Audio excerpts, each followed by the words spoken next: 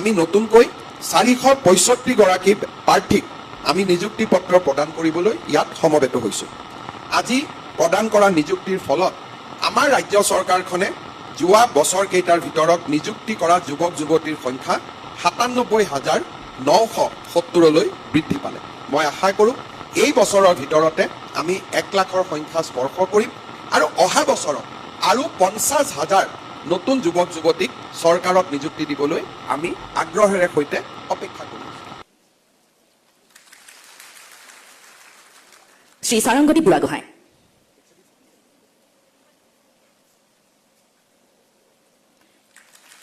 শ্ৰীমতী বৰষা দাস,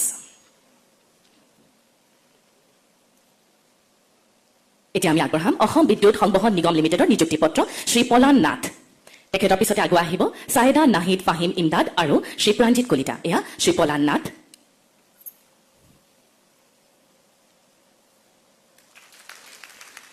ছায়েদা নাহিদ ফাহিম ইমদাদ, শ্ৰী প্ৰাণজিৎ কলিতা। শক্তি বিভাগৰ পাছতে এতিয়া আমি আনুষ্ঠানিকভাৱে আগবঢ়াব লৈছো 7 গৰাকী প্ৰাৰ্থীক শিক্ষা বিভাগৰ নিযুক্তি পত্ৰ। কাৰিকৰী শিক্ষা সঞ্চালকালয় নিযুক্তি লাভ কৰা শ্ৰী আকাশ প্ৰতিম বৰা,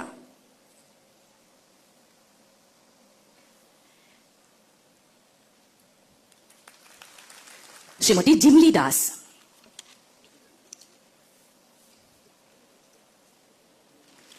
এতিয়া উচ্চ শিক্ষা সঞ্চালকালয়ত নিযুক্তি লাভ কৰা শ্ৰীমতী চুনচুনি বৰা,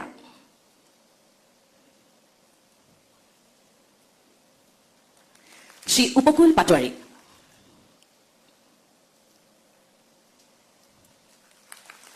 প্ৰাথমিক শিক্ষা সঞ্চালকালয়ত নিযুক্তি লাভ কৰা শ্ৰীমতী বন্দিতা কছাৰী,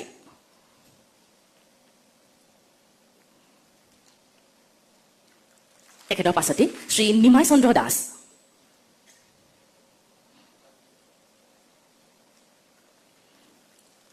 আৰু অসম শিক্ষা সেৱা বিষয়া ৰূপত নিযুক্তি লাভ কৰা শ্ৰী আদিত্য কুমাৰ শৰ্মা। শ্ৰদ্ধাসুধীবৃন্দ, সমগ্ৰ শিক্ষা অসমৰ অধীনস্থ পৌৰগত কৰ্মচাৰী আৰু ঠিকাভিত্তিক শিক্ষক শিক্ষয়িত্ৰী পৰিয়াললৈ 5 লাখ টকা এককালীন আৰ্থিক সাহায্য প্ৰদান কৰা হৈছে।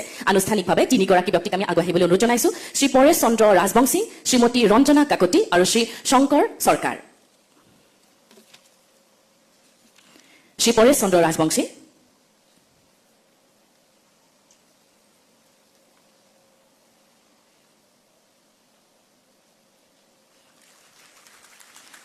তেখেতৰ পাছতে শ্ৰীমতী ৰঞ্জনা কাকতি,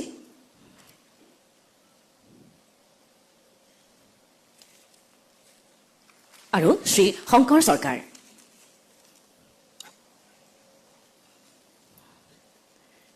এতিয়া আমি আনুষ্ঠানিকভাৱে আগবঢ়াব ওলাইছো 2 গৰাকী প্ৰাৰ্থীক তথ্য আৰু জনসংযোগ বিভাগৰ নিযুক্তি পত্ৰ শ্ৰী ৰঞ্জিত সেন আৰু শ্ৰীমতী মানস্মিতা মহন্ত। শ্ৰী ৰঞ্জিত সেন,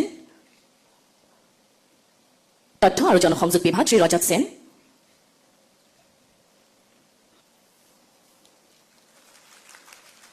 শ্ৰীমতী মানস্মিতা মহন্ত।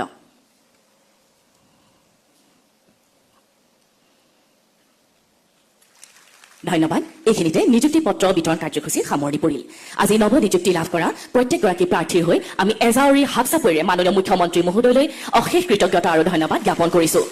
এতিয়া মই বিনম্ৰতাৰে অনুৰোধ জনাইছো অসমৰ মাননীয় মুখ্যমন্ত্ৰী ডঃ হিমন্ত বিশ্ব শৰ্মা মহোদয়ক আজিৰ এই বিশেষ সভাখনি সম্বোধন কৰিবলৈ। অসম চৰকাৰৰ শিক্ষামন্ত্ৰী শ্ৰী ৰণোজ পেগু ডাঙৰীয়া, অসম চৰকাৰৰ হেণ্ডলুম আৰু টেক্সটাইল বিভাগৰ সন্মানীয় মন্ত্ৰী ইউ.জি. ব্ৰহ্ম ডাঙৰীয়া, অসম চৰকাৰৰ জলসম্পদ বিভাগৰ সন্মানীয় মন্ত্ৰী পীযুষ হাজৰিকা ডাঙৰীয়া, ক্ৰীড়া আৰু শক্তি বিভাগৰ সন্মানীয় মন্ত্ৰী নন্দিতা গাৰ্লুচা ডাঙৰীয়ানী, সভাত উপস্থিত অসম ৰাজ্যিক বিদ্যুৎ বিতৰণ নিগমৰ অধ্যক্ষ শ্ৰী ছয়ুদ্দিন আব্বাছী ডাঙৰীয়া, শক্তি বিভাগৰ প্ৰধান সচিব শ্ৰী দ্বিবেদী ডাঙৰীয়া, অসম ৰাজ্যিক শক্তি বিতৰণ লিমিটেডৰ পৰিচালন সঞ্চালক ৰাকেশ কুমাৰ ডাঙৰীয়া, সমগ্ৰ শিক্ষা অভিযানৰ মিছন ডাইৰেক্টৰ ডক্টৰ ওম প্ৰকাশ ডাঙৰীয়া, শিক্ষা বিভাগৰ সচিব শ্ৰী নাৰায়ণ কোঁৱৰ ডাঙৰীয়া, AGCLৰ মেনেজিং ডিৰেক্টৰ শ্ৰী দেৱজ্যোতি দাস ডাঙৰীয়া, উপস্থিত সুধীবৃন্দ, বিশেষকৈ আজি নিযুক্তি পত্ৰ সংগ্ৰহ কৰিবলৈ অহা যুৱক যুৱতী বন্ধু বান্ধৱীসকল আৰু আমাৰ বিষয়া কৰ্মচাৰীসকল, আপোনালোক সকলোৱে ইতিমধ্যে অনুভৱ কৰিছে যে আজি আমাৰ ৰাজ্যৰ 3টা বিভাগত আমি 465 গৰাকী প্ৰাৰ্থীক নিযুক্তি পত্ৰ প্ৰদান কৰিবলৈ ইয়াত সমবেত হৈছোঁ। 2021 চনৰ মে মাহত আমাৰ চৰকাৰে দায়িত্ব গ্ৰহণ কৰিছিল। নিৰ্বাচনৰ সময়ত আমি ৰাজ্যৰ জনসাধাৰণক প্ৰতিশ্ৰুতি দিছিলোঁ যে আমাৰ চৰকাৰ শাসনলৈ আহিলে আমি 1 লাখ যুৱক যুৱতীক নিযুক্তি দিম। যুৱক যুৱতীক নিযুক্তি দিম সেই শব্দটোৰ লগত আমি আৰু এটা শব্দ যোগ কৰি দিছিলোঁ যে আমি স্বচ্ছতাৰে নিযুক্তি দিম।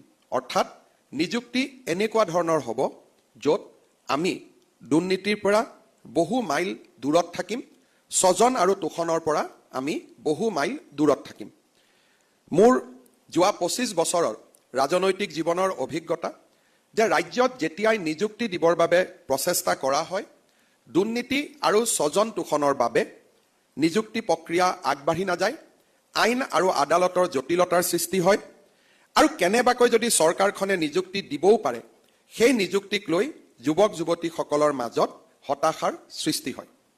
যোৱা 3 দিন আগত অসমৰ এখন আদালতত অসম চৰকাৰৰ তদন্তৰ প্ৰতিবেদনৰ ভিত্তিত অসম লোকসেৱা আয়োগৰ এগৰাকী অধ্যক্ষক 10 বছৰ আদালতে কাৰাদণ্ড বিহে আৰু নিযুক্তি যিসকলে লাভ কৰিছিল সেই যুৱক যুৱতীসকলকো আদালতে 7 বছৰ সশ্ৰম কাৰাদণ্ড শাস্তি ঘোষণা কৰে। অৰ্থাৎ নিযুক্তিৰ প্ৰক্ৰিয়াক স্বচ্ছভাৱে ৰূপায়ণ কৰিবলৈ আমাৰ ৰাজ্য চৰকাৰে সকলো ফালৰ পৰা এটা প্ৰচেষ্টা আৰম্ভ কৰিছে যাতে আমি স্বচ্ছ আৰু ট্ৰান্সপাৰেণ্ট নিযুক্তিৰ এটা ইক'ছিষ্টেম আমি অসমত গঢ়ি তুলিব পাৰোঁ। স্বাভাৱিকভাৱে মই প্ৰায়বোৰ সভাতে কওঁ, যেতিয়া স্বচ্ছ আৰু নিকা নিযুক্তিৰ কথা কোৱা হয়, এই স্বচ্ছ আৰু নিকা নিযুক্তি কৰিবলৈ যাওঁতে এটা পলিটিকেল কষ্ট তাৰ লগত ইনভলভ হৈ থাকে। যেনেকে আজি আমি যি নিযুক্তি দিছোঁ, এই নিযুক্তি প্ৰক্ৰিয়াৰ বাবে যিসকল উপযুক্ত, এনে উপযুক্ত বহু পৰিয়াল আছে যিসকল ক'ৰবাত নহয় ক'ৰবাত আমি জড়িত ৰাজনৈতিক দলটোৰ পিতৃ মাতৃ সদস্য হৈ আছে বা বিভিন্ন দলটোৰ পদত তেওঁলোক অধিষ্ঠিত হৈ আছে।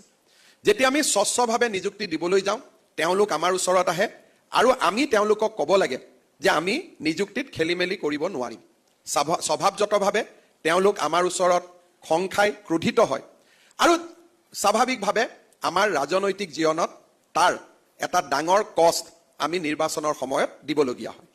ঠিক তেনেদৰে যিসকল বিষয়া বা মন্ত্ৰী বিধায়কৰ সম্পৰ্কীয় ল'ৰা ছোৱালীও এই কম্পিটিটিভ পৰীক্ষাবিলাকত অৱতীৰ্ণ হয়, তেওঁলোকক যেতিয়া আমি ক'ব লাগে যে তোমালোকক আমি সহায় কৰিব নোৱাৰোঁ, মন্ত্ৰিত্বৰ দায়িত্ব এৰাৰ পিছতো এটা পৰিয়ালৰ লগত এটা পৰিয়ালৰ সম্পৰ্ক এনেকৈ বেয়া হৈ যায় যে ভৱিষ্যতৰ দিনত পৰিয়ালৰ বিয়া বাৰুটো খোৱাও এক প্ৰকাৰ অসম্ভৱ হৈ পৰে। যেতিয়া পৰিয়ালৰ বিয়া বাৰু খাব যোৱা হয় আৰু যেতিয়া মোৰ লগত মই মন্ত্ৰী নহওঁ তেতিয়া তেওঁলোকে কয় যে তুমি পাৱাৰত থাকোঁতে কিন্তু তোমাৰ মামাৰ ল'ৰাজনক চাকৰিটো কৰি নিদিলা, তোমাৰ ভতিজাটোক চাকৰিটো কৰি নিদিলা, আৰু সেই সময়ত তলমূৰ কৰি সেই অনুষ্ঠানটোৰ পৰা আঁতৰি অহাৰ বাদে আমাৰ হাতত আন বিকল্প নাথাকে। অৰ্থাৎ একোটা স্বচ্ছ নিযুক্তিৰ বাবে পলিটিকেল কষ্ট আৰু ব্যক্তিগত ক্ষতি দুয়োটাৰ যিকোনো চৰকাৰে সন্মুখীন হ'ব লাগে। সেইকাৰণে চৰকাৰসমূহে 2টা সহজ ৰাস্তা হাতত লয় যে আমি নিযুক্তি নিদিওঁ আৰু নিযুক্তি দিলেও আমাৰ নিজৰ মানুহখিনিক আমি চাকৰি দিম, পিছত যাতে আমি ৰাজনৈতিকভাৱেও সমৰ্থন পাব পাৰোঁ বা ব্যক্তিগতভাৱেও যাতে আমাৰ পৰিয়ালত আমাৰ প্ৰতিষ্ঠা চলি থাকিব পাৰে। 2021 চনত আমাৰ চৰকাৰ অহাৰ পিছত আমি সিদ্ধান্ত লৈছিলোঁ যে আমি যিয়ে পলিটিকেল কষ্ট দিব নালাগক কিয় বা আমি আমাৰ নিজৰ নিকটতম আত্মীয়সকলৰ সন্মুখত যিয়ে সমস্যাৰ সন্মুখীন হ'ব নালাগে কিয়, আমি অসমত স্বচ্ছ নিযুক্তিৰ এটা নতুন বাতাবৰণ সৃষ্টি কৰিম। আজি মই অত্যন্ত আনন্দিত যে 97,505 গৰাকী ব্যক্তিক এই মুহূৰ্তলৈকে আমি অসম চৰকাৰত চৰকাৰী চাকৰি দিব পাৰিলোঁ। 2021 চনত 4,779 গৰাকী, 2022 চনত 35,130 গৰাকী, 2023 বৰ্ষত 55,590 গৰাকী আৰু এই বছৰত এতিয়ালৈকে 2003 গৰাকী। অৰ্থাৎ আজিলৈকে আমি 97,505টা নিযুক্তি আমি খুব স্বচ্ছতাৰে সৈতে দিবলৈ সক্ষম হ'লোঁ। আজি আমি এই স্বচ্ছতাৰ ইতিহাসক আৰু এখোপ আগুৱাই লৈ গৈ আমি নতুনকৈ 465 গৰাকী প্ৰাৰ্থীক আমি নিযুক্তি পত্ৰ প্ৰদান কৰিবলৈ ইয়াত সমবেত হৈছোঁ। ইয়াৰ ভিতৰত আমাৰ APDCL-ত 220 গৰাকী কনিষ্ঠ প্ৰবন্ধক আৰু AEGCL-ত 86 গৰাকী কনিষ্ঠ প্ৰবন্ধকে আদি কৰি 306 গৰাকী কনিষ্ঠ প্ৰবন্ধকক আজি আমি নিযুক্তি পত্ৰ প্ৰদান কৰিছোঁ। ৰাজ্যৰ ইঞ্জিনিয়াৰিং কলেজত আজি আমি 59 গৰাকী প্ৰাৰ্থীক নিযুক্তি দিছোঁ। আজি ৰাতিপুৱাও আদালতত এই নিযুক্তিক স্থগিত কৰিবৰ বাবে আবেদন দিয়া হৈছিল, কিন্তু স্বচ্ছতাৰ আমি কতো কম্প্ৰমাইজ নকৰাৰ কাৰণে আমাৰ বিৰুদ্ধে আদালতে ৰায়দান নিদিয়াৰ ফলতে আজি আমি সেই 59 গৰাকী প্ৰাৰ্থীকো আমি ইয়াতে নিযুক্তি দিব পাৰিছোঁ। সহকাৰী অধ্যাপক পদত 58 গৰাকী, প্ৰাথমিক শিক্ষা সঞ্চালকতো প্ৰায় 23 গৰাকী, বিদ্যালয় শিক্ষা বিভাগত 9 গৰাকী, এই ধৰণে আমি 149 গৰাকী প্ৰাৰ্থীক শিক্ষা বিভাগত নিযুক্তি দিছোঁ। তথ্য আৰু জনসংযোগ বিভাগতো 4 গৰাকীক আমি সিনিয়ৰ ইনফৰমেশ্যন অফিচাৰ, 6 গৰাকীক জুনিয়ৰ ইনফৰমেশ্যন অফিচাৰ, আমি 10 গৰাকীক প্ৰাৰ্থীক আমি নিযুক্তি দিছোঁ। 2011 চনৰ পৰা অসমত অভিযান্ত্ৰিক মহাবিদ্যালয় আৰু পলিটেকনিকত নিযুক্তি হোৱা নাছিল। আজি আমি লাহে লাহে এই গোচৰসমূহ আমাৰ পক্ষত ৰায়দান লাভ কৰি নিযুক্তি পত্ৰসমূহ আমি আগুৱাই দিবলৈ আমি সক্ষম হৈছোঁ আৰু অহা কিছুদিনত ইঞ্জিনিয়াৰিং কলেজ আৰু পলিটেকনিকসমূহত আৰু কেইবাটাও নিযুক্তি দিয়াৰ বাবে আমি আগ্ৰহেৰে অপেক্ষা কৰিছোঁ। আজি প্ৰদান কৰা নিযুক্তিৰ ফলত আমাৰ ৰাজ্য চৰকাৰখনে যোৱা বছৰকেইটাৰ ভিতৰত নিযুক্তি কৰা যুৱক যুৱতীৰ সংখ্যা 97,970লৈ বৃদ্ধি পালে। মই আশা কৰোঁ এই বছৰৰ ভিতৰতে আমি 1 লাখৰ সংখ্যা স্পৰ্শ কৰিম আৰু অহা বছৰত আৰু 50,000 নতুন যুৱক যুৱতীক চৰকাৰত নিযুক্তি দিবলৈ আমি আগ্ৰহেৰে সৈতে অপেক্ষা কৰি আছোঁ। অৰ্থাৎ ৰাজ্য চৰকাৰে 5 বছৰৰ ভিতৰত 1.5 লাখ নিযুক্তিৰ লক্ষ্যৰে আগবাঢ়িছে। অসমত যোৱা 75 বছৰত কেতিয়াও কোনো কালে কোনো চৰকাৰৰ দিনত ইমান বেছি যুৱক যুৱতীৰ নিয়োগৰ ব্যৱস্থা কৰিব পৰা হোৱা নাছিল। ই আমাৰ চৰকাৰখনৰ এক অনন্য প্ৰাপ্তি হিচাপে ৰৈ যাব। আমাৰ ৰাজ্যত শিক্ষকসকলক আমি 2 ধৰণে নিযুক্তি কৰোঁ। এটা চৰকাৰত আমি পোনপটীয়াকৈ নিযুক্তি কৰোঁ, আনহাতে টেট উত্তীৰ্ণসকলৰ মাজত বহুজনক আমি ঠিকাভিত্তিক শিক্ষক হিচাপে নিযুক্তি কৰোঁ। যেতিয়া নিয়মীয়া কৰ্মচাৰী এজনে চৰকাৰী চাকৰি কৰে, তেওঁলোকৰ পৰিয়ালত যদি কৰ্মচাৰীজন নিহত হয়, আমি নিহত কৰ্মচাৰীজনৰ পৰিয়ালটোক আজীৱন দৰমহা আৰু পেঞ্চন পোৱাৰ ব্যৱস্থা কৰি দিওঁ, যাতে পৰিয়ালটোৱে কোনো এটা দিনতো এই কৰ্মচাৰীজনৰ অভাৱ আৰ্থিকভাৱে অনুভৱ কৰিবলগীয়া নহয়। সৰ্বশিক্ষা অভিযানত তেনে ব্যৱস্থা নাই আৰু সেয়েহে যোৱা বছৰত কৰ্মৰত অৱস্থাত নিহত হোৱা 103 গৰাকী পৰলোকগত কৰ্মচাৰী আৰু শিক্ষক শিক্ষয়িত্ৰীৰ পৰিয়ালক আজি আমি 5 লাখ টকাকৈ এককালীন সাহায্য আগবঢ়াইছোঁ। ইয়াৰ লগে লগে আমাৰ চৰকাৰে এই বছৰ এটা নতুন পদক্ষেপ লৈছে যে সৰ্বশিক্ষা অভিযানত ঠিকাভিত্তিক শিক্ষক ৰূপে কাম কৰা আটাইকেইজন শিক্ষকক 35,000 শিক্ষকক অসম চৰকাৰত নিয়মীয়াকৰণ অৰ্থাৎ অসম চৰকাৰৰ ৰেগুলাৰ কৰ্মচাৰী হিচাপে আমি নিযুক্তিৰ বাবে প্ৰক্ৰিয়া আগুৱাই লৈ গৈছোঁ। এই 35,000 শিক্ষক শিক্ষয়িত্ৰীৰ চাকৰি আমি যেতিয়া নিয়মীয়া কৰিম, ভৱিষ্যতে ভগৱানে নকৰক তেওঁলোকৰ পৰিয়ালত এনেধৰণৰ দুৰ্যোগ আহি পৰিলে তেওঁলোকৰ চাকৰিত থকা ৰেচিডিউৰী চাকৰি থকা কালচোৱাত পূৰ্ণ দৰমহা পাব আৰু ৰিটায়াৰমেণ্টৰ পিছতো অৰ্থাৎ যদি কৰ্মচাৰীজন জীয়াই থাকিলহেঁতেন তেওঁৰ যিটো ৰিটায়াৰমেণ্ট হ'ব, সেই ৰিটায়াৰমেণ্টৰ পিছতো যদিও কৰ্মচাৰীজন আমাৰ মাজত নাই, তেওঁ পেঞ্চনো পাই থাকিব। আমাৰ এই ধৰণৰ ব্যৱস্থা অসমত আমি বৰ্তমান ৰূপায়ণ কৰি আছোঁ। মই ভাবোঁ যে এই বছৰৰ পিছত সৰ্বশিক্ষা অভিযানত ঠিকাভিত্তিক শিক্ষক নোহোৱা হ'ব আৰু পৰিয়ালটোৱে এটা সামাজিক সুৰক্ষা বা ছ'চিয়েল ছিকিউৰিটি লাভ কৰিবলৈ সক্ষম হ'ব। আজিৰ দিনটোত মই পুনৰ এবাৰ 103 গৰাকী পৰলোকগত কৰ্মচাৰী শিক্ষক শিক্ষয়িত্ৰীৰ পৰিয়াললৈ সমবেদনা জ্ঞাপন কৰিছোঁ আৰু বিদেহী আত্মাৰ সদগতি আকৌ এবাৰ কামনা কৰিছোঁ।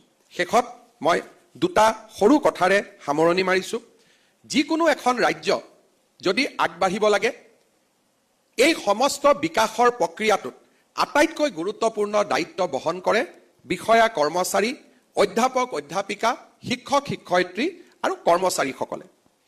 যোৱা লোকসভা নিৰ্বাচনৰ সময়ত বিভিন্ন নিৰ্বাচনৰ ফলাফল যেতিয়া আমি সমীক্ষা কৰোঁ, তেতিয়া আমাৰ দলৰ মাজত এটা সমীক্ষা মোৰ ওচৰলৈকে আহিলে যে মুখ্যমন্ত্ৰী মহোদয় আমি 2-4টা জায়গাত ভোট কম পাইছো কাৰণ চৰকাৰী কৰ্মচাৰীসকলে আমাক অলপ বেয়া পাইছে তেতিয়া মই কথাটো শুনি মই অলপ আচৰিত হলো যে প্ৰথমবাৰৰ বাবে চৰকাৰী কৰ্মচাৰীয়ে টকা নিদিয়াকৈ চাকৰি পাইছে তাৰমানে আমি টকা লৈ চাকৰি দিব লাগিছিল নেকি ট্ৰান্সফাৰ পোষ্টিংত কোনেও কতো টকা খৰচ কৰিব নালাগে বেয়া কিয় পাব লাগে মই অলপ উৎসুকতাৰে সৈতে কথাটোত আৰু অলপ সোমাই গলো মই সুধিলো মোক অলপ ভাল কৰি বুজাই কওকচোন তেতিয়া প্ৰথম উত্তৰ আহিলে যে আপুনি মুখ্যমন্ত্ৰী হোৱাৰ পিছত চৰকাৰী কৰ্মচাৰীসকলে বেছিকৈ কষ্ট কৰিবলগীয়া হৈছে আৰু সেই কাৰণে চৰকাৰখনক বেয়া পাইছে এতিয়া আপোনালোকে চিন্তা কৰক যে আমি কাম কাৰ কাৰণে কৰো মুখ্যমন্ত্ৰী বা মন্ত্ৰীৰ ব্যক্তিগত ঘৰৰ কাম আমি কোনেও নকৰো আমি কাৰ কাৰণে কাম কৰো আমি আমাৰ কাম কৰা অনুষ্ঠানটোৰ কাৰণে কাম কৰো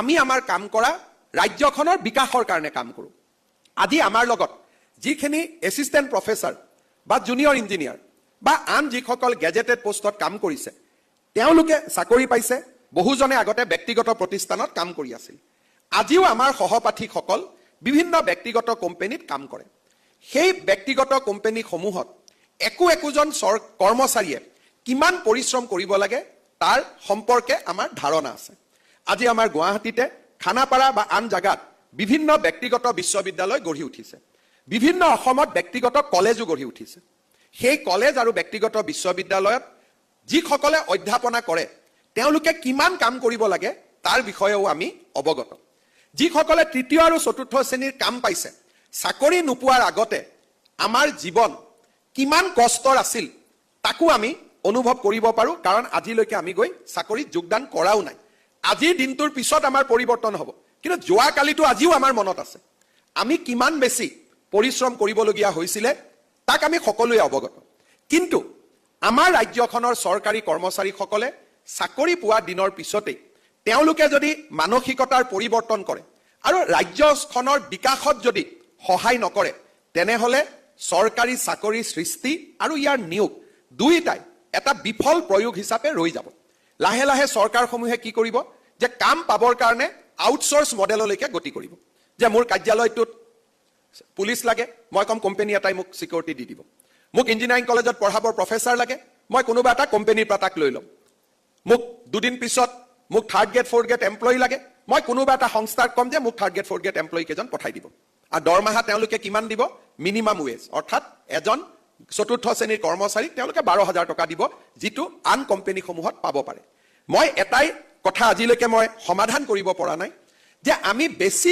ভাল ব্যৱস্থা পোৱাৰ পিছত আমাৰ কাম কৰাৰ শক্তিটো কমি কিয় যায় যেতিয়া আমাৰ কম ব্যৱস্থা আছিল তেতিয়া মোক যতেই চাকৰি দিয়ক মই তাতেই চাকৰি কৰিম যেতিয়া মোৰ কম ব্যৱস্থা আছিল তেতিয়া মোৰ ল'ৰা ছোৱালীৰো সমস্যা নাছিল যেতিয়া মোৰ হাতত চাকৰি নাছিল মই কেৰেলা বেংগালুৰুত গৈও কাম কৰাত মোৰ আপত্তি নাছিল কিন্তু চৰকাৰী চাকৰিটো পালেই প্ৰথমতে মোক ঘৰৰ কাষলৈ আনিব লাগিব আৰু ঘৰৰ কাষত অনাৰ পিছত পাৰিলে এবাৰ অফিচটোত গৈ ভুমুকি মাৰি অহাৰ পিছতে মোক দৰমহা দিব লাগিব এই যিটো প্ৰক্ৰিয়া এই প্ৰক্ৰিয়াটোৱে আমাক কতো কেতিয়াও আগুৱাই লৈ যাব নোৱাৰে আমাৰ জীৱনত একোটা সুবিধা জনসাধাৰণক কাম কৰাৰ বাবে বাৰে বাৰে নাহে ময়ো বিশ্বাস কৰো যে ৰাইজক সেৱা কৰাৰ অপূৰ্ব সুযোগ আমি বাৰে বাৰে লাভ নকৰো আমাৰ জীৱন যিমান দীঘলীয়া হওক প্ৰতিটো দিন মই অসমৰ মুখ্যমন্ত্ৰী হৈ নাথাকো কিন্তু যিমান দিনলৈ মই অসমৰ মুখ্যমন্ত্ৰী হৈ থাকিব লাগিব ৰাজ্যৰ বিকাশৰ বাবে মই কাম কৰিব লাগিব আৰু যেতিয়াই মই কৰবাত কম্প্ৰমাইজ কৰিম তেতিয়াই মই মোৰ দায়িত্বৰ প্ৰতি অৱহেলা কৰা হ'ব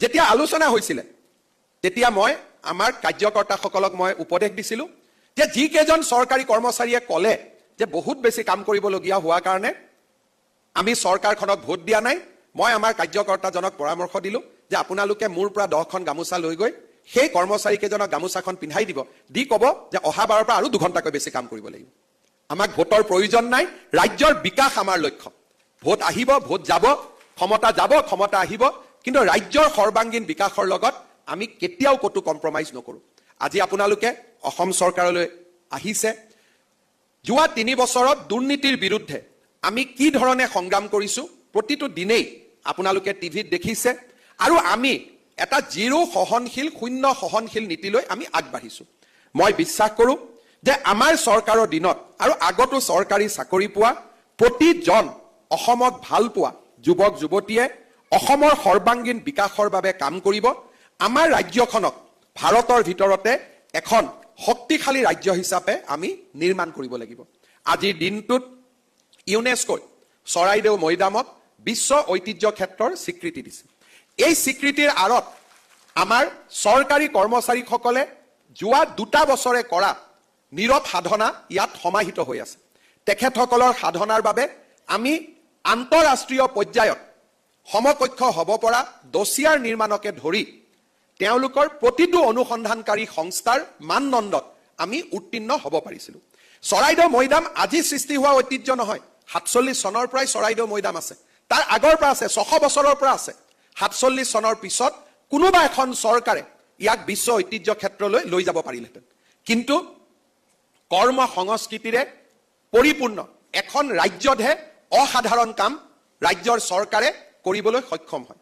যোৱা 3 বছৰত আমাৰ ৰাজ্যখনলৈ ঘূৰি অহা কৰ্ম সংস্কৃতিৰ এক উজ্জ্বল নিদৰ্শন হ'ল আজি বিশ্ব ঐতিহ্য ক্ষেত্ৰৰ স্বীকৃতি। যিসকলে শক্তি বিভাগত চাকৰি কৰিব, 3 বছৰ আগলৈকে আমাৰ ৰাজ্যৰ 3টা পাৱাৰ ইউটিলিটি চৰকাৰৰ ওপৰত তেওঁলোক এক প্ৰকাৰ ডিপেণ্ডেণ্ট হৈ আছিল। আমাৰ ৰাজ্যত ঔষধ আৰু স্কুলৰ ছাত্ৰ ছাত্ৰীসকলৰ বাবে ৰখা টকা আমি পাৱাৰ কোম্পানীসমূহক দি দিবলগীয়া হৈছিল, যাতে তেওঁলোকে বিদ্যুৎ কিনিব পাৰে, তেওঁলোকৰ কৰ্মচাৰীক টকা দিব পাৰে, দৰমহা দিব পাৰে। যোৱা 3টা বছৰত আমাৰ প্ৰচেষ্টাত আজি 3টা পাৱাৰ কোম্পানী লাহে লাহে একোটা প্ৰফিট আৰ্নিং কোম্পানীৰ দিশলৈ গতি কৰিছে। আজি আমাৰ প্ৰত্যেকটো পাৱাৰ কোম্পানীয়ে নিজৰ ভৰিৰ ওপৰত নিজে থিয় দিবলৈ সক্ষম হৈছে। আজি আমাৰ APDCL, AEGCL গোটেইকেইটা এই 3টা company one of the best power company in the nation হিচাপে স্বীকৃতি পাইছে। যোৱা পৰহি মই আমাৰ দেশৰ শক্তি মন্ত্ৰী মনোহৰ লাল খাট্টাৰ ডাঙৰীয়াক সাক্ষাৎ কৰিছিলোঁ। তাত ভাৰত চৰকাৰৰ পাৱাৰ ছেক্ৰেটাৰী শক্তি সচিব সেই সভাত উপস্থিত আছিলে। মই কেইটামান মোৰ অনুৰোধ ৰাখিছিলোঁ। পাৱাৰ ছেক্ৰেটাৰী এটাই উত্তৰ দিছিলে যে sir, Assam is my best state, Assam মোৰ শ্ৰেষ্ঠ ৰাজ্য, গতিকে আপোনাৰ কামখিনি কৰাৰ বাবে মই সৰ্বতো প্ৰকাৰৰ চেষ্টা কৰিম।